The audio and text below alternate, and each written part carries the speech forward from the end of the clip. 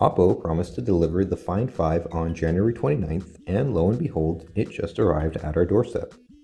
The Oppo Find 5 was one of the first of a growing gang of new Android flagships with 5-inch 1080p screens. Incredible screen sharpness aside, the phone has an attractive design, powerful internals, and 4G connectivity. Inside the box, you'll find the Oppo itself,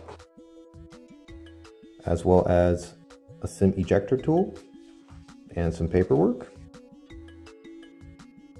There are some NFC tags included, as well as an AC adapter, a micro USB cable, and some headphones. The Oppo Find 5 is not a small device, but is perfectly tolerable by current standards. It's as tall and wide as its direct competitors, the HTC Droid DNA and Sony Xperia Z, and even the Galaxy S3. In terms of thickness, it's between the DNA and the Z, measuring at 8.9mm thick.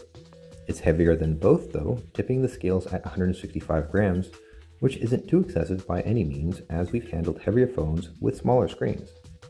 Speaking of screens, the Find 5 has a 5-inch IPS LCD of 1080p resolution. It's about as many pixels as you'd find on your HD TV. But since it's a pocketable device and not something you bolt to the wall, a high resolution results in a whopping 441 pixels per inch. The screen is sharper than the WXGA screen on the Nexus 4, though you need to look at a comfortably small text to spot the difference. The IPS technology does a good job of preventing color shifting and contrast degradation when you view the display at an angle. The Oppo Find 5 back is made of plastic, while the front has a steel frame, which takes 4 hours and 12 manufacturing processes to make.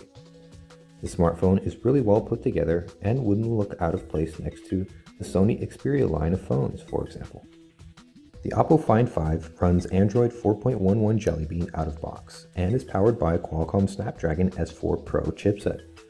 The quad-core Crate CPU and Adreno 320 GPU easily handle the high-res screen and together with Project Butter make everything run smoothly. It's not stock Android, mind you, as Oppo has put together its own launcher along with widgets and some basic apps.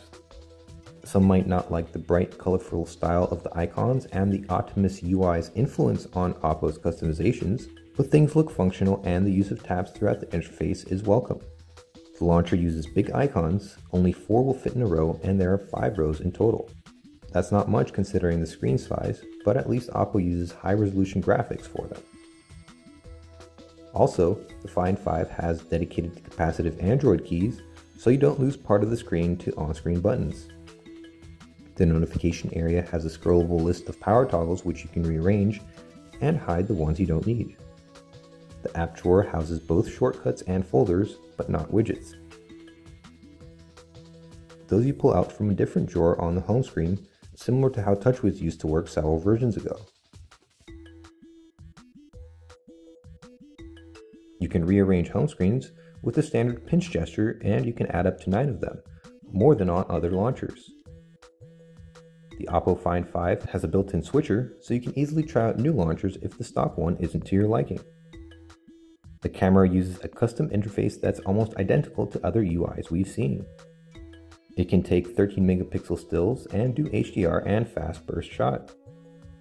The video camera can record videos at up to 1080p resolution and has HDR mode for video, something that we've only seen on the Xperia Z until now.